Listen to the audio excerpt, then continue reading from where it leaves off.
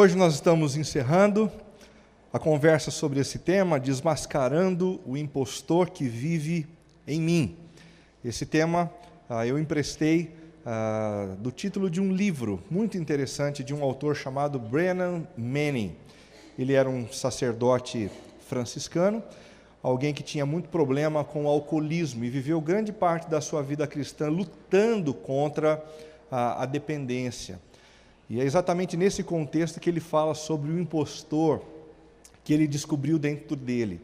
Brennan Manning descobriu, no desenvolvimento da sua fé, que o maior inimigo que ele tinha não era o diabo, não eram as pessoas que estavam ao redor dele, mas ele mesmo. As suas demandas interiores, as suas inquietações, os seus problemas que, vez ou outra, gritavam, dizendo: Brennan, você precisa de uma bebida para relaxar. Brennan, você tem o direito de oferecer um pouquinho de prazer e de descanso para o seu coração. Brennan, você ainda está bem, você ainda aguenta mais uma dose. E essas vozes eram as vozes que sempre faziam com que ele beijasse o chão, encontrasse as suas próprias ruínas. Ele também ouvia do seu coração as vozes das racionalizações, dizendo: todo mundo tem as suas lutas, todo mundo tem os seus pecados, ninguém tem o direito de ficar apontando o dedo para você. Todos nós temos um impostor dentro da gente. Às vezes esse impostor é um impostor fruto da nossa natureza caída, pecaminosa, que procura nos incentivar a fazer aquilo que desagrada o coração do nosso Deus.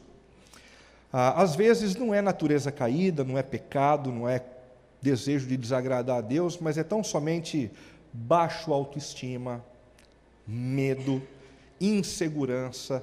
A maioria de nós ouve essas vozes, vez ou outra, em determinados momentos da vida, e a gente acaba se dando muito mal quando a gente inclina os ouvidos para essas vozes e cede aos apelos que esse impostor tenta colocar na nossa vida.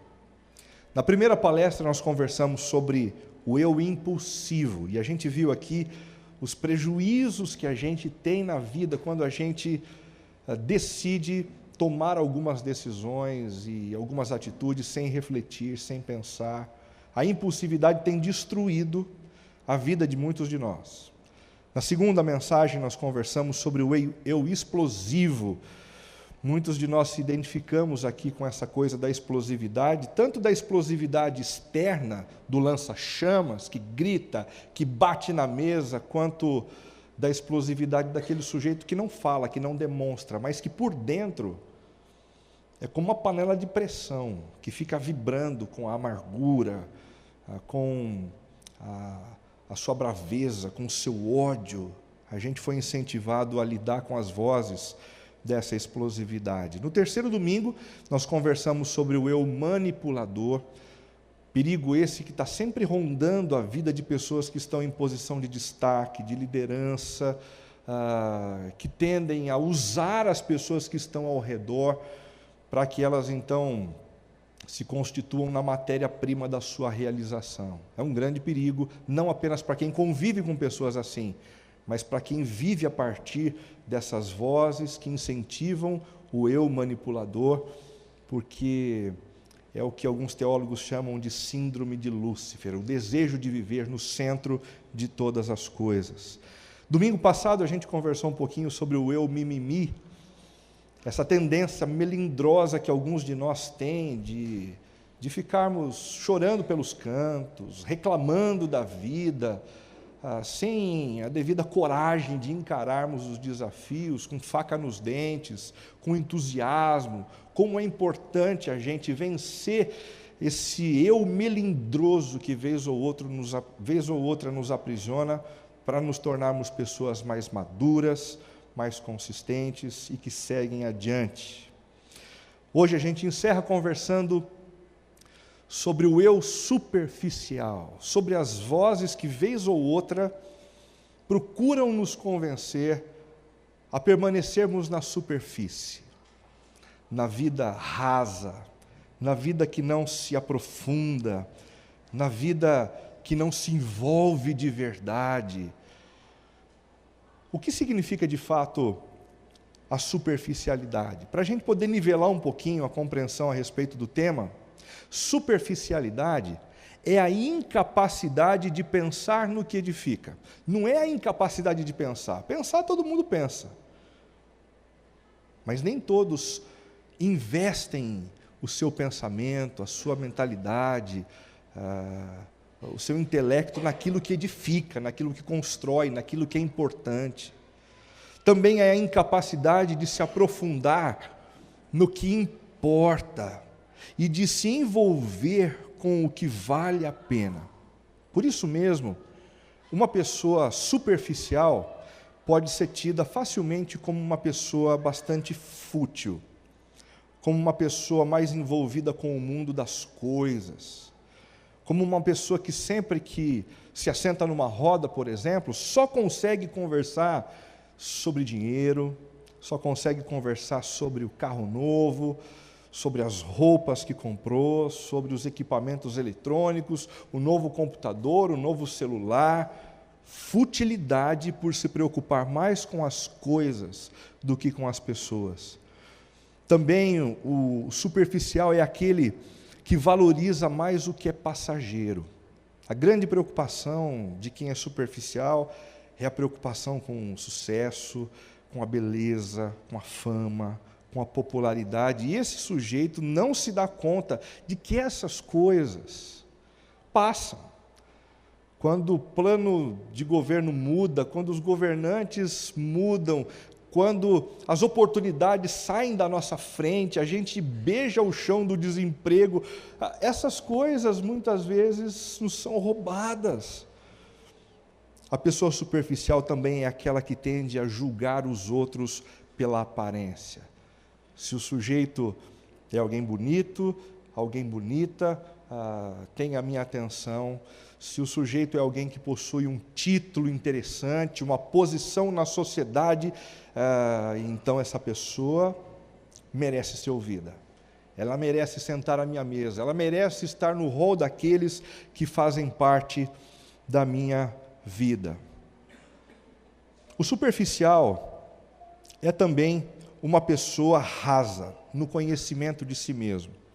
Ela consegue conversar sobre muitas coisas e sobre muitas pessoas, mas ela fala pouco de si mesmo.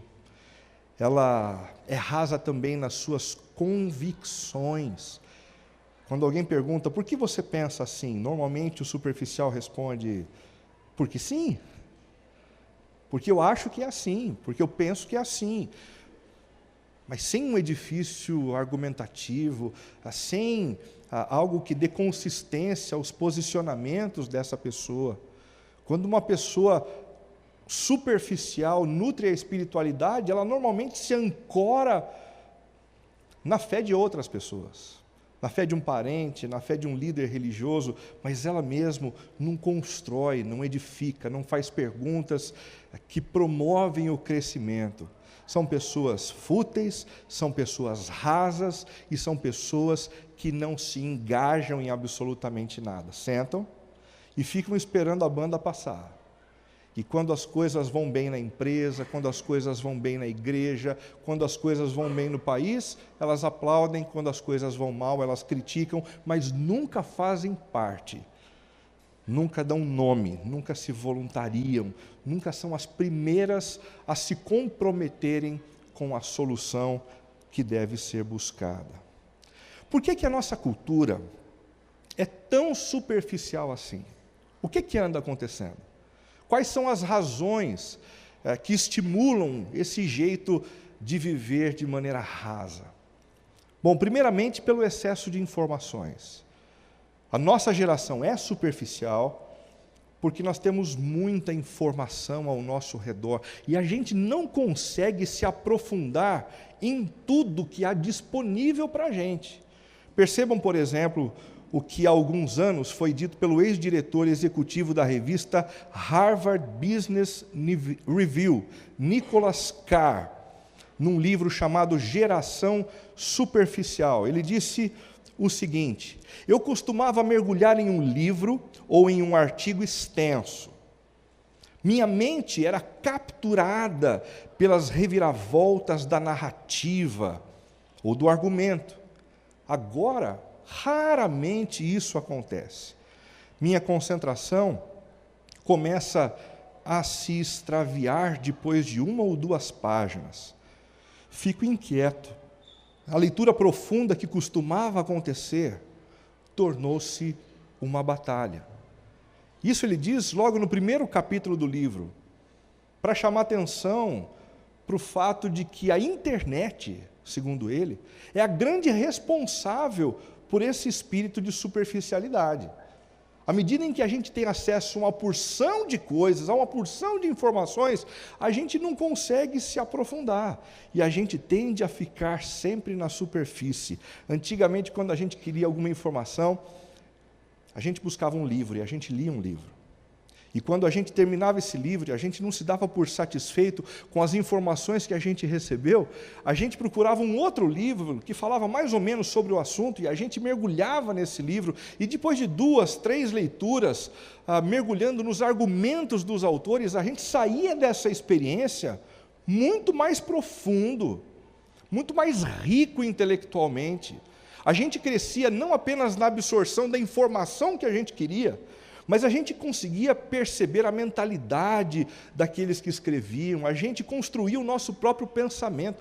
Em outras palavras, a gente aprofundava. Hoje, a gente simplesmente abre o computador, acessa o nosso navegador da internet, clica no Google e a gente faz a pergunta que a gente quer para o Google e ele então responde as nossas perguntas mais inquietantes. Tudo que a gente quer, a gente procura no Google. E aí o que acontece? A gente acaba pensando alguns argumentos, a gente acaba pensando algumas opiniões, a gente acaba pensando algumas frases, e a gente perde a capacidade de entender o todo, e de crescer, e de se aprofundar, ficando sempre na superfície, sempre na superfície. Uma segunda razão pela qual a gente vive de maneira superficial hoje em dia é pelo excesso de conexões. E eu uso conexões aqui como um sinônimo de relacionamento. Mas não são mais relacionamentos na internet. A internet é responsável por esse tipo de padrão. O sociólogo Zygmunt Bauman tem denunciado as redes sociais, WhatsApp, Facebook, Twitter, como responsáveis pelos relacionamentos líquidos. A gente chegou, inclusive, a fazer uma série, algum tempo atrás, que falava a respeito do assunto, né?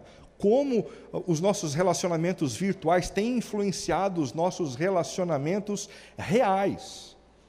A gente tem visto o nosso nível de relacionamento real cair bastante depois que a gente se relacionou com as pessoas na internet. No livro Amor Líquido, na página 82, Zygmunt Bauman diz assim: o advento da proximidade virtual torna as conexões humanas simultaneamente mais frequentes. A gente contata mais as pessoas, a gente acessa mais as pessoas, a gente é mais acessado e contatado pelas pessoas, há aparentemente mais relacionamento. Entretanto, ele afirma, esses contatos são banais, mais intensas e mais breves. As conexões tendem a ser demasiadamente breves, banais, para poderem condensar-se em laços. A cultura da internet fez com que a figura do amigo fosse banalizada. Se você hoje abrir o seu Facebook, quantos amigos você tem? Mas quando bate um pouco de solidão, quando bate um pouco de tristeza, quando bate um pouco de ansiedade, alguma dúvida cruel, a gente conta nos dedos aqueles com quem a gente pode realmente contar. É possível alguém ter milhares de pessoas como amigos numa rede social, mas se sentir profundamente sozinho quando o cerco aperta, quando a vida fica difícil. A intimidade desejada tem sido substituída pela cultura dos posts rápidos, curtos e superficiais. Às vezes o que a gente quer não é uma curtida de alguém, numa foto, num texto que a gente escreve. O que a gente quer é um ombro. Alguém que simplesmente pare para nos ouvir, pare para ouvir as nossas dores, os nossos medos, as nossas inseguranças. Por fim, a durabilidade dos nossos relacionamentos tem sido inviabilizada pelo hábito de deletar os outros em meio às crises. É assim que acontece na internet, né? A gente cansou de alguém, a gente deleta.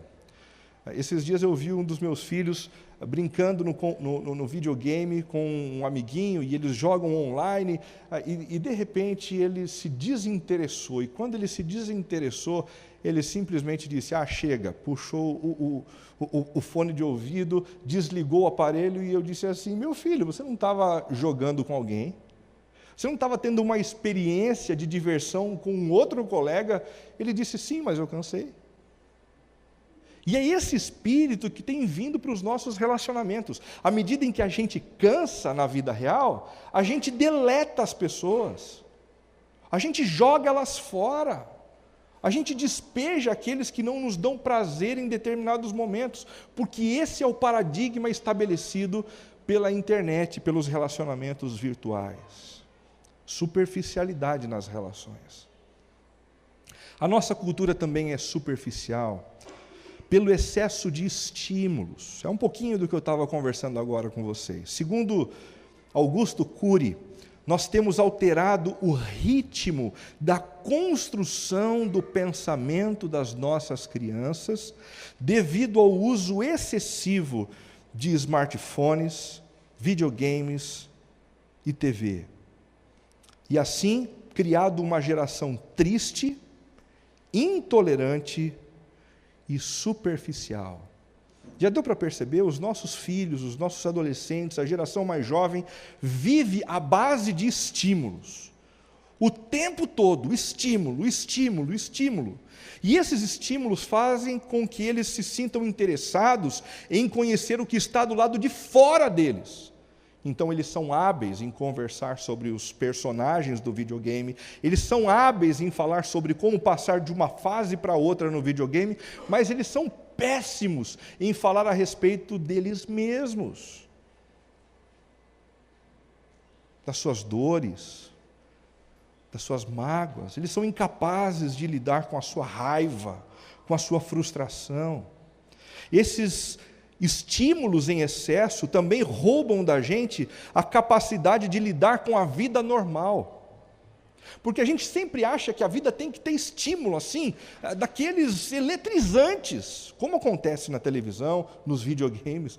Mas a vida real é cheia de monotonia. O casamento é cheio de monotonia. As amizades têm momentos de monotonia. E a gente precisa aprender a viver a vida normal, que não tem esses estímulos.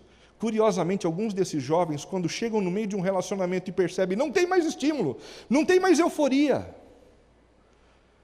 eles simplesmente pulam desse relacionamento para um outro, para que então possam encontrar num outro relacionamento esses estímulos que eles aprenderam a desfrutar e se viciaram neles na internet, na televisão e nos videogames. Augusto Cury, sobre o assunto, diz o seguinte: estamos assistindo o assassinato coletivo da infância e da juventude. Temos saturado nossos filhos e alunos de atividades, jogos, cursos, computadores, videogames, celulares e televisão. É uma geração que não tem tempo para brincar, se aventurar, se interiorizar, e muito menos para lidar com frustrações e elaborar as suas experiências. O excesso de informações tem gerado uma cultura superficial. Esse tipo de vida com excesso de estímulo também. Por fim, o excesso de ansiedade. Segundo Santo Agostinho, pensador do século V, não sacia a fome quem lambe pão pintado.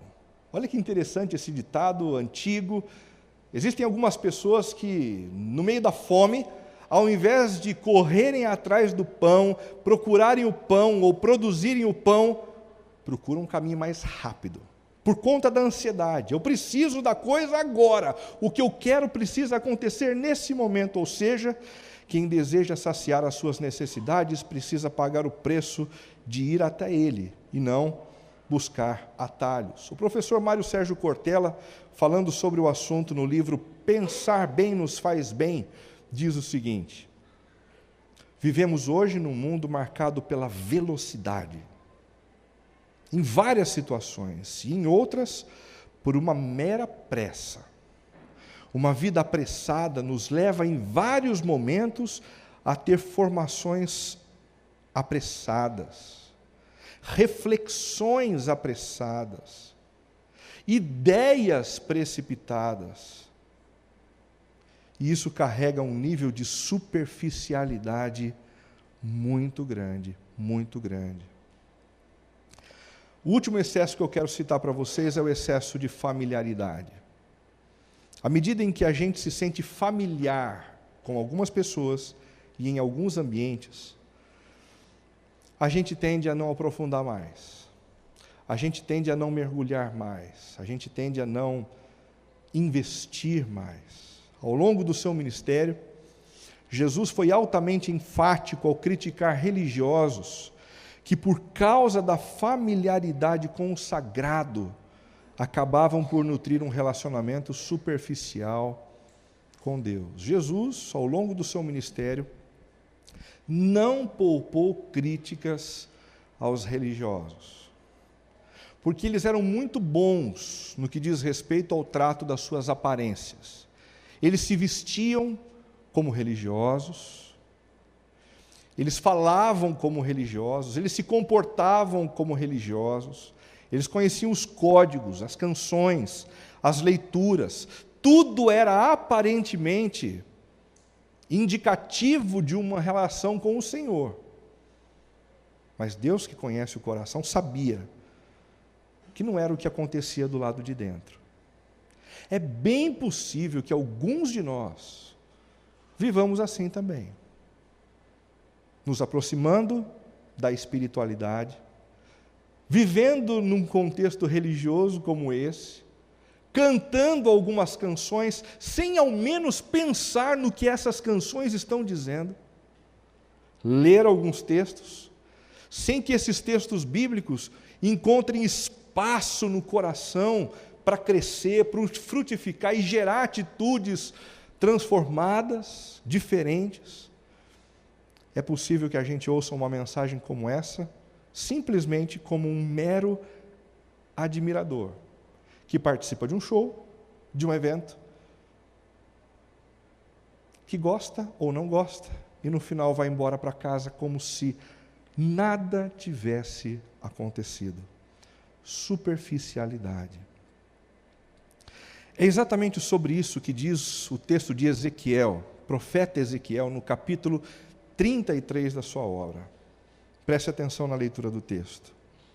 Em 8 de janeiro, no 12º ano de nosso exílio, um sobrevivente de Jerusalém veio a mim e disse: a cidade de Jerusalém caiu. Os muros foram derribados. Não há mais pedra sobre pedra, tudo ao chão. Então, eu recebi esta mensagem do Senhor: Filho do homem, expressão utilizada pelo Senhor para se referir ao profeta Ezequiel, o remanescente de Israel, que vive espalhado entre as cidades arruinadas, anda dizendo: Abraão era um só, e, no entanto, veio a possuir toda a terra. Nós somos muitos, certamente a terra nos foi dada como propriedade. Portanto, diga-lhes: assim diz o Senhor soberano, vocês comem carne com sangue, adoram ídolos e assassinam inocentes. Acreditam mesmo que a terra deve ser sua? Assassinos, idólatras, adúlteros. Acaso deveriam possuir a terra? Diga-lhes, assim diz o Senhor soberano, tão certo como eu vivo, os que vivem nas ruínas morrerão à espada. Os que vivem nos campos abertos serão devorados por animais selvagens que eu enviarei. E os que estão escondidos em fortalezas e em cavernas morrerão de doença. Eu, o Senhor, destruirei completamente a terra e arrasarei o orgulho de seu poder. Os montes de Israel ficarão desolados e ninguém passará por eles. Quando eu tiver destruído a terra completamente por causa de seus pecados detestáveis, eles saberão que eu sou o Senhor. Percebam agora a partir do versículo 30. Filho do homem, Ezequiel, seu povo fala de você em suas casas e junto às portas. Dizem uns aos outros: venham, vamos ouvir o que o profeta Ezequiel tem a nos dizer hoje. Será que vai ser alguma mensagem interessante? Será que vai ter alguma coisa estimulante, diferente, que mexa com a gente, nos faça sentir bem, felizes, alegres? Vamos ouvir o que o profeta tem a nos dizer da parte do Senhor. Eles vêm fingindo ser sinceros e sentam-se diante de você, ouvem suas palavras, mas não têm a intenção alguma de pô-las em prática. Tem a boca cheia de palavras sensuais, e o seu coração só quer dinheiro. Eles o consideram um divertimento. Você, Ezequiel, para o meu povo, é um divertimento. Um palhaço no meio do picadeiro, como alguém que entoa canções de amor com uma linda voz ou toca belas músicas no instrumento. Ouvem suas palavras, mas não as põem em prática. Quando, porém, todas essas terríveis coisas acontecerem, e elas certamente acontecerão, saberão que um profeta esteve no meio deles.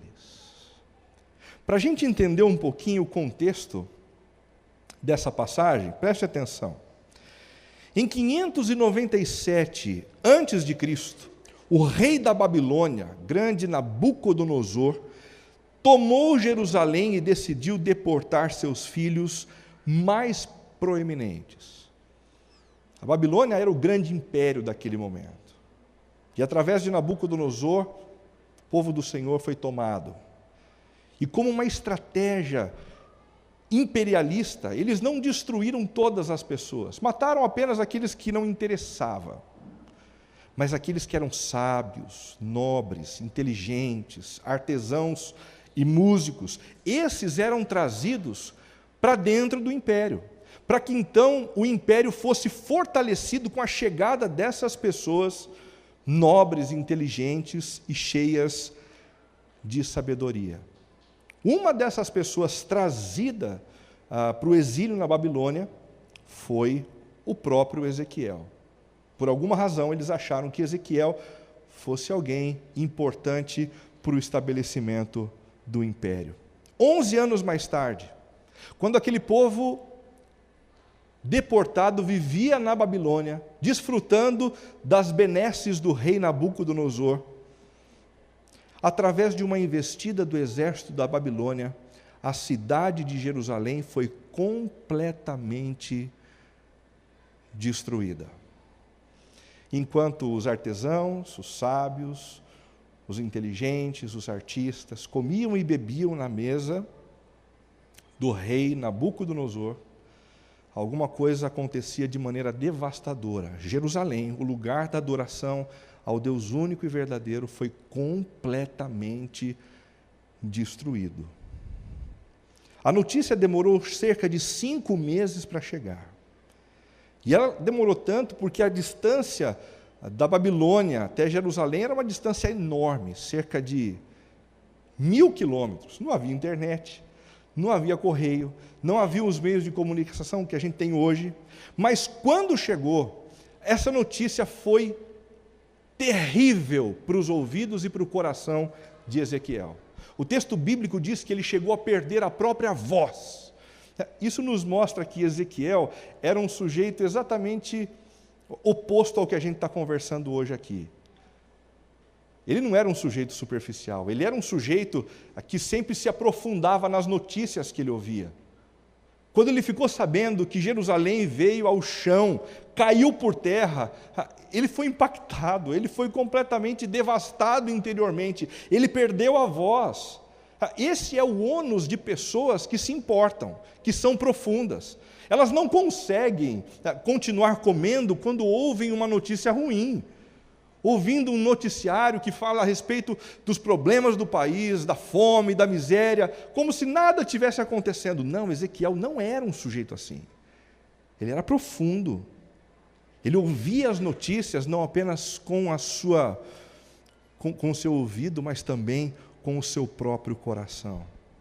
Assim que ele recobrou a voz, ele começou a anunciar os oráculos de julgamento, capítulos de 1 a 24 do seu livro, e os oráculos de reconstrução. Em outras palavras, o discurso de Ezequiel era ao mesmo tempo um discurso muito duro, dizendo: tudo o que está acontecendo com Jerusalém, com essa história da nossa deportação, diz respeito ao fato de que vocês têm virado as costas para o Senhor, vocês têm vivido de maneira violenta, vocês têm vivido de maneira imoral, vocês têm feito tudo quanto desagrada ao Senhor, e o Senhor tem um juízo preparado para cada um de vocês.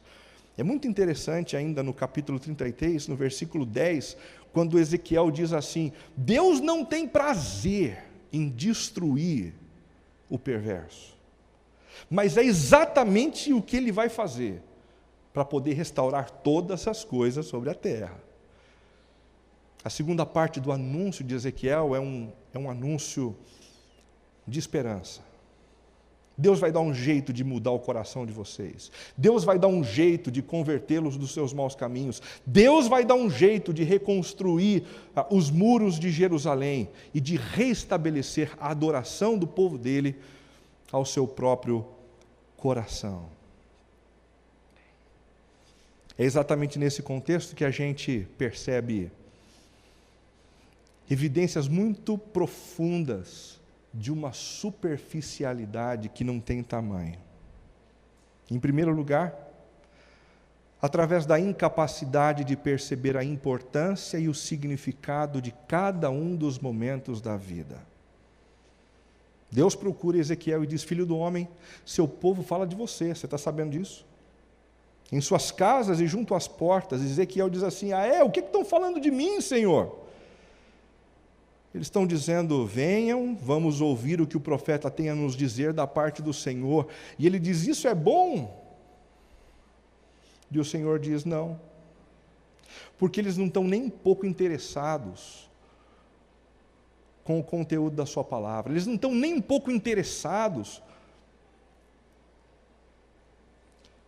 com os oráculos de julgamento que eu apresentei e tenho apresentado para eles através de você. Eles ouvem tão somente aquilo que eles querem ouvir. Esse é um dos problemas da superficialidade. O superficial, ele só ouve aquilo que ele quer ouvir. Ele vem para um momento como esse, e aquilo que é aconchegante para o coração dele, ele puxa e coloca aqui dentro. Olha que gostoso, Deus cuida de mim. Deus não destrui o perverso. Deus é amoroso, que bom, que joia. Deus cumpre as suas promessas, que bom, que joia. Mas as palavras duras, aquelas que são dirigidas para as áreas que precisam ser consertadas na nossa vida, a gente faz de conta que essas coisas não estão sendo ditas para a gente, e a gente se esquiva daqui, a gente se esquiva dali, vivendo como um bom superficial que se apropria do que quer, e que descarta o que não faz sentido. Eles estão diante do profeta de Deus, diante da palavra de Deus, ao lado do povo escolhido de Deus, mas só conseguem pensar naquele ajuntamento e naquele culto como um show, na pregação como uma música muito bonita, mas que daqui a pouco vai acabar e a gente nem vai se lembrar dela. No ajuntamento como um evento social, e não como um momento altamente transformador. Eles vivem na superficialidade, eles vivem na piscina rasa.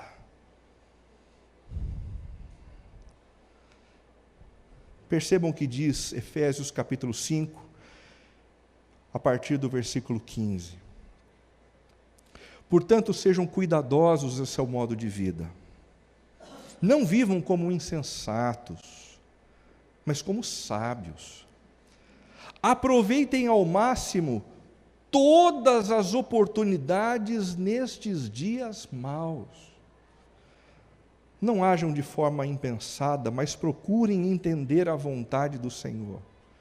O que o apóstolo Paulo está tentando dizer é: não façam o que aquelas pessoas fizeram no passado. Vivam com profundidade cada momento, cada situação, oferecendo a cada momento e a cada situação a transcendência que essas situações têm, a sacralidade que cada momento tem. Esse momento é um momento maravilhoso.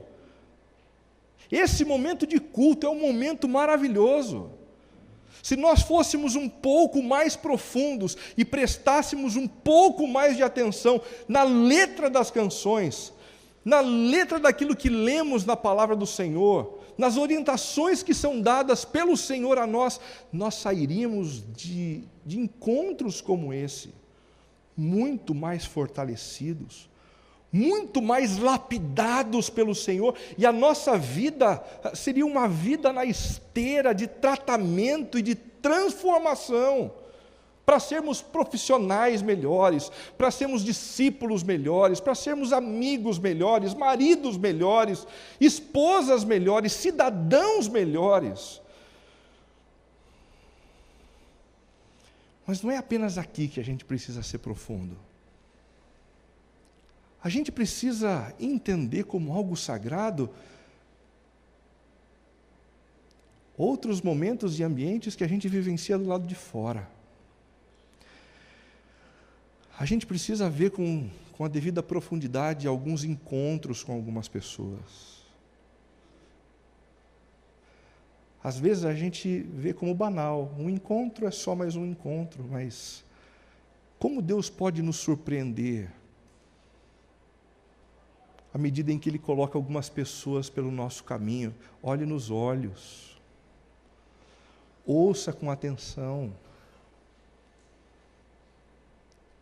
se apresente inteiro diante do outro para conversar, valorize cada momento, cada encontro com cada pessoa, seja mais profundo, desça um pouco mais, abandone a superficialidade. Para alguns de nós, refeição é tão somente uma refeição. Momento da gente simplesmente colocar para dentro alguns nutrientes. Mas a gente, segundo o apóstolo Paulo, deve olhar para esse momento de uma maneira um pouquinho mais especial. O momento da refeição pode ser um momento muito especial. Pode ser um momento muito sagrado, à medida em que a gente considera o alimento que veio do Senhor para nos sustentar, no meio de uma crise tão complicada como é a crise que nós vivemos, ao lado de familiares que estão bem e em saúde, com quem a gente pode conversar e nutrir um relacionamento profundo. A gente precisa voltar a valorizar as pequenas coisas, os pequenos encontros, os pequenos momentos, aqueles que aparentemente são tolos, frívolos e banais. Não vivam como insensatos, mas como sábios. Aproveitem ao máximo todas as oportunidades nestes dias maus. Não hajam de forma impensada, mas procurem compreender em todo encontro, em toda conversa, em cada refeição, qual a vontade do Senhor. A segunda evidência da superficialidade nesse texto é a tendência de se preocupar mais com aquilo que é aparente, superficial, que está do lado de fora, do que com aquilo que é essencial e está do lado de dentro. Uma característica simples da superficialidade. O Senhor disse: Ezequiel, infelizmente as pessoas não estão se aproximando de você porque estão desejosas de me ouvir, de acatar as minhas palavras, de se converterem dos seus maus caminhos. Eles estão ali porque eles têm outras razões, eles têm outros interesses. Eles vêm fingindo ser sinceros. Eles sentam-se diante de você como se eles estivessem ali. Mas, na verdade, eles só conseguem pensar na pizza depois do encontro. Eles só conseguem pensar nas oportunidades que eles vão ter de se conectar com outras pessoas que estão sentadas ao redor deles. Eles são rasos, eles são superficiais, eles não estão querendo um envolvimento sério com a sua palavra, com a minha palavra, com o meu reino e com a transformação de vida que eles precisam ter. O superficial se preocupa mais em parecer justo do que em ser justo de verdade. O superficial ele se preocupa mais em parecer honesto diante das pessoas do que ser honesto de verdade. Ele está mais preocupado em ser generoso, em parecer generoso do que ser generoso de verdade, em parecer inteligente do que ser inteligente e profundo de verdade. Porque o superficial só lida e só se preocupa com as aparências. É exatamente nesse momento que a gente se lembra de um texto de 1 Samuel, capítulo 16, um texto muito interessante, quando o povo do Senhor vivia um outro episódio de instabilidade. Eles tinham um rei, o rei Saul, mas Deus havia rejeitado no seu coração esse rei por uma série de razões. Então Deus procurou o profeta Samuel e disse assim: Samuel, vai para a casa de Jessé,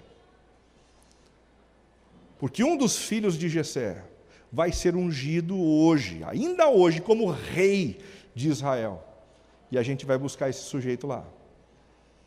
Então Samuel vai até a casa de Jessé, conversa com ele, uma refeição é preparada, eles estão ali com a refeição na frente, esperando todo mundo passar, cada um dos filhos, eram muitos filhos, para que então o Senhor pudesse dizer com clareza: esse é o filho escolhido.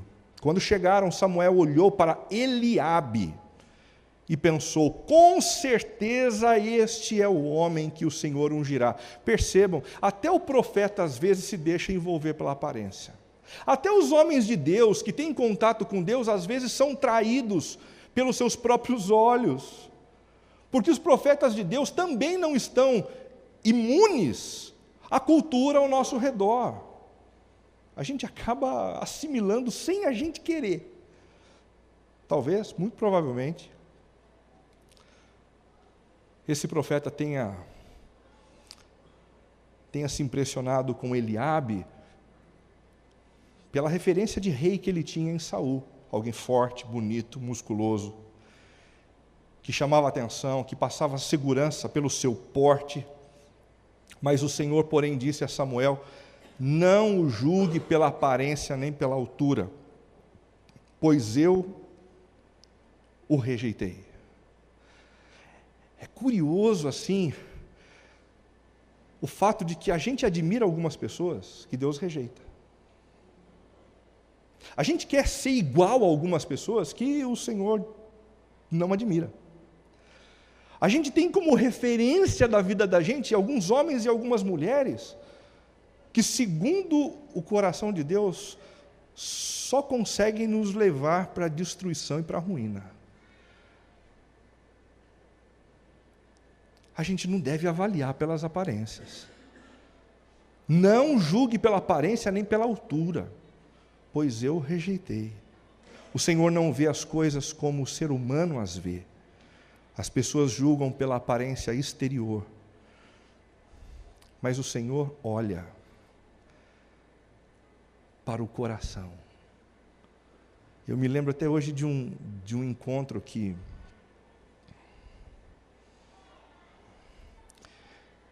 eu participei em Águas de Lindóia. Era uma conferência com muitos pastores e um preletor internacional que diziam ser um sujeito muito bom. E a gente teve um jantar antes do momento de palestras, e eu lembro de ter visto passar perto de mim um sujeito baixinho, todo amarelo, com uma roupa simples, uma sandália, e eu lembro de ter pensado assim: rapaz, olha o jeito do sujeito andar. E no meu coração eu desprezei o sujeito. Ele se sentou num canto, quietinho. Depois do jantar a gente foi para a conferência. E para minha surpresa, quem é que sobe para falar? O indiano, amarelo, com roupas largas, amassadas, com chinelo de dedo. E quando aquele homem começou a falar, eu perdi completamente o chão dos meus pés. Eu e as pessoas que estavam naquele encontro comigo. Cerca de 2.000 pessoas ouvindo aquele sujeito. Enquanto ele falava, o tradutor, em alguns momentos, perdia a condição de continuar falando, e ele abaixava o microfone e começava a chorar. Minutos depois ele fazia a mesma coisa. Minutos depois a mesma coisa. Tamanha a profundidade, tamanho o impacto das palavras dele naquela noite. E quando ele terminou, ele simplesmente virou as costas e saiu. O tradutor tinha que fazer o encerramento, ele não conseguiu falar, sentou. E nós ficamos ali sentados, quase 2.000 pessoas, chorando por cerca de uns 10 minutos, sem que ninguém se levantasse para ir embora, para ir para o banheiro, porque através daquele homem aparentemente insignificante, alguma coisa terrível da parte de Deus tinha acontecido com o nosso coração. Depois de uns 10 minutos, um líder da conferência pegou o microfone, olhou para a gente e disse simplesmente assim: boa noite. A gente precisa parar de julgar as pessoas pela aparência. A gente tem perdido a oportunidade de conversar com pessoas profundas, sábias, de grande valor. À medida em que a gente usa uma tabela de valorização complicada e comprometida com a cultura consumista do nosso tempo. A terceira evidência da superficialidade nesse texto é a indisposição de se deixar transformar de maneira significativa e consistente. Disse o profeta Ezequiel: eles estão vindo para me ouvir? O Senhor respondeu: mais ou menos. Na verdade, eles ouvem as suas palavras, mas eles não têm a intenção alguma de pô-las em prática.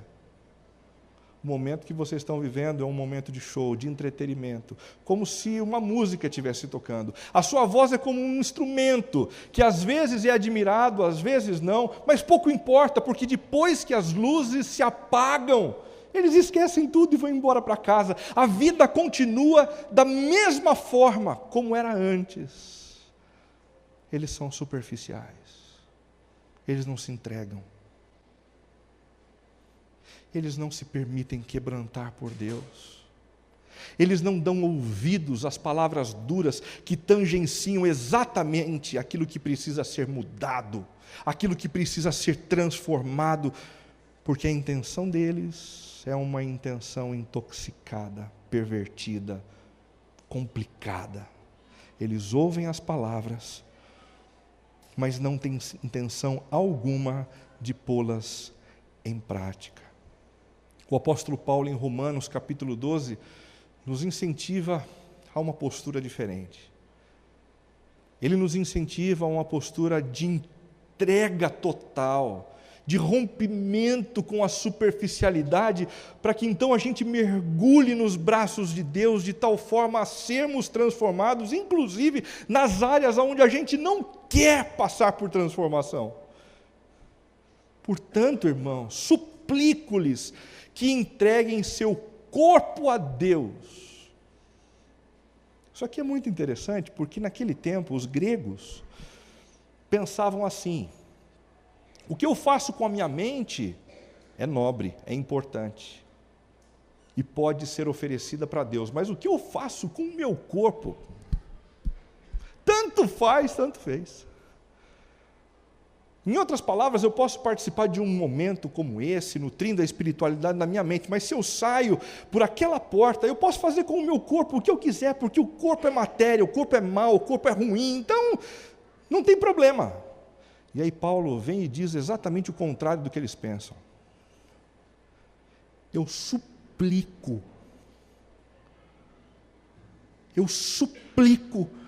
que vocês entreguem o corpo de vocês a Deus, o corpo, por causa de tudo o que Deus fez por vocês. E o que é que Deus fez por nós? Quando Deus nos viu no mais profundo lamaçal da nossa vida,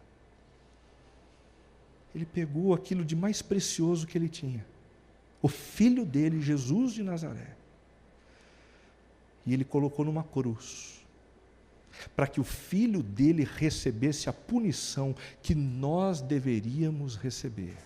E Ele sacrificou o Filho dele, para que a gente pudesse ser incorporado à família da fé.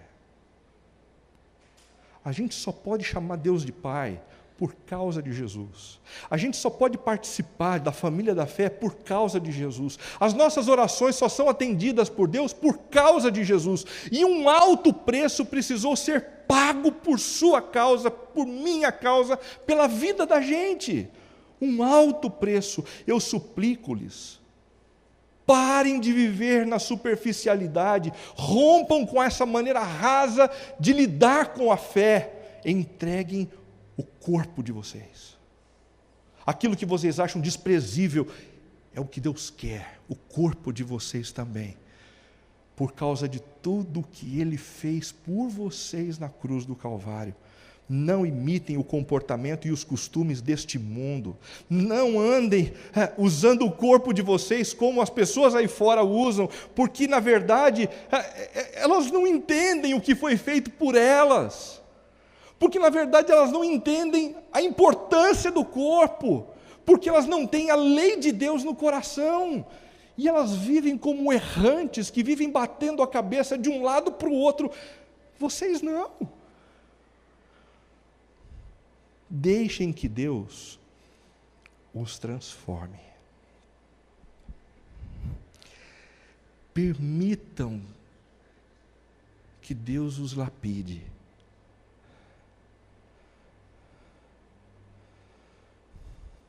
Permitam que Deus forje em vocês uma nova maneira de pensar.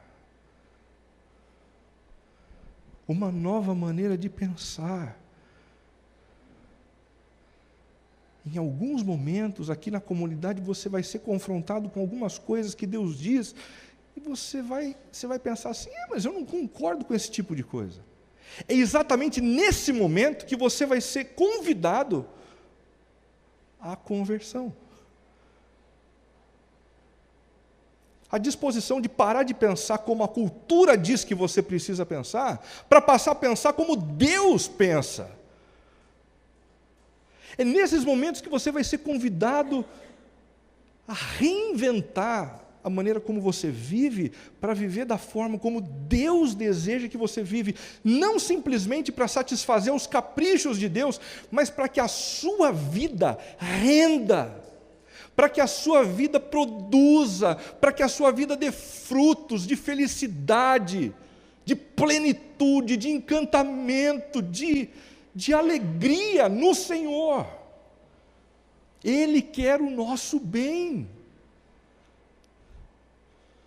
Por isso, permitam-se transformar a fim de que experimentem a boa, agradável e perfeita vontade de Deus para vocês. Em quarto e último lugar, como evidência da superficialidade na vida daquele povo, a incapacidade de reconhecer suas reais motivações e de lidar com os ídolos de seu próprio coração. O superficial não é superficial apenas na construção das suas convicções. Ele não é superficial apenas na hora de conversar sobre política, de falar sobre fé.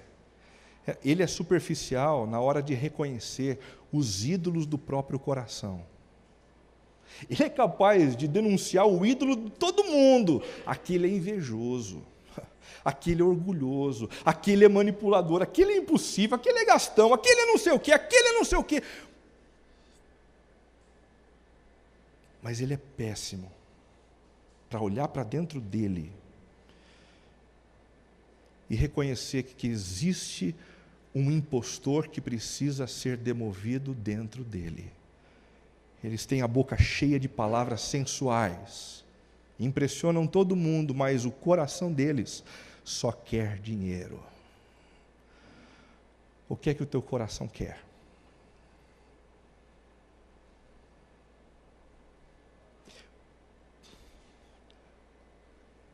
Por que é que você tem vindo aqui?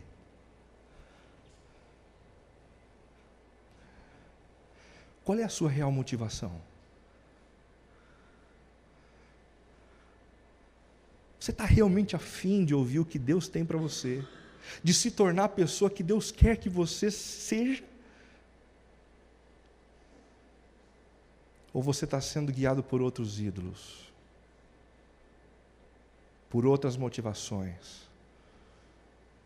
Por outros desejos?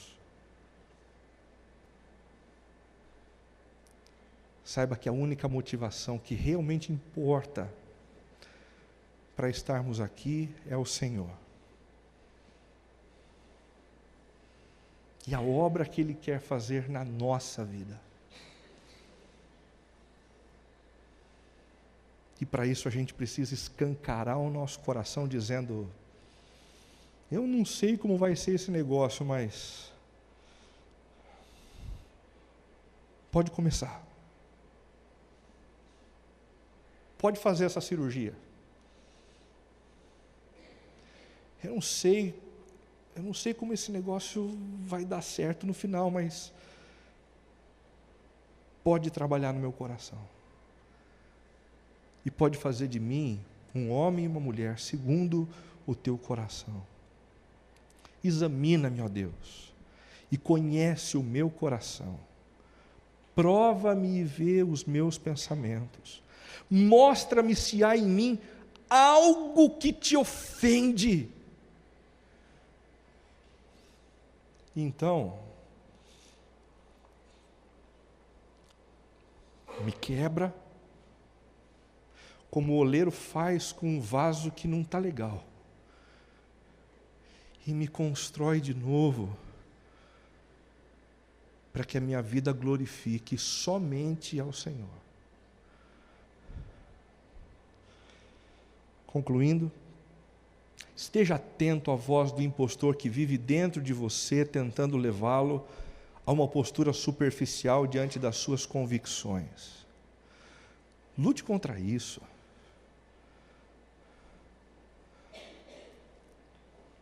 Não vote a partir do que você simplesmente vê na internet. Estude, converse, analise, reflita, ore. Não se deixe levar de um lado para o outro na espiritualidade, porque a pessoa X, Y e Z disse, ou deixou de dizer, ou acrescentou em outro momento, mas debruce diante da palavra de Deus, você. E seja alguém profundamente enraizado no conhecimento do Senhor, para que você não seja jogado pela maré, pelo vento, de um lado para o outro. Esteja atento à voz do impostor que vive dentro de você, tentando levá-lo a uma postura superficial diante dos seus relacionamentos. A maré é essa. A internet detonou com os nossos relacionamentos. E a gente é superficial com a esposa, com o marido, com os filhos, com os amigos. Essa é a onda do momento. A gente não olha mais nos olhos, a gente não aproveita mais as refeições.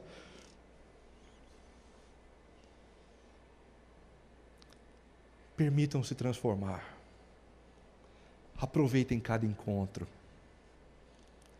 Estejam presentes na hora de conversar com as pessoas. Olhem nos olhos. Estejam atentos. Não se deixem levar pela aparência. Sejam mais profundos e menos superficiais. Também estejam atentos à voz do impostor que vive dentro de vocês, tentando levá-los a uma postura superficial diante da espiritualidade. E lute contra ela. Esse impostor vive dizendo assim: não se comprometa não, está legal onde você está. Não se envolva demais. O que está sendo dito agora não é sobre você. Se foi falado a respeito do meu erro, do meu pecado, não. Existem pessoas que têm outros erros também. Cada um tem os seus. Já tenho coisas demais. Não tenho como me comprometer com uma comunidade cristã. Não tenho como ajudar. Não tenho como participar. Eu não posso sair desse lugar comum da superficialidade. Essas são as vozes do impostor.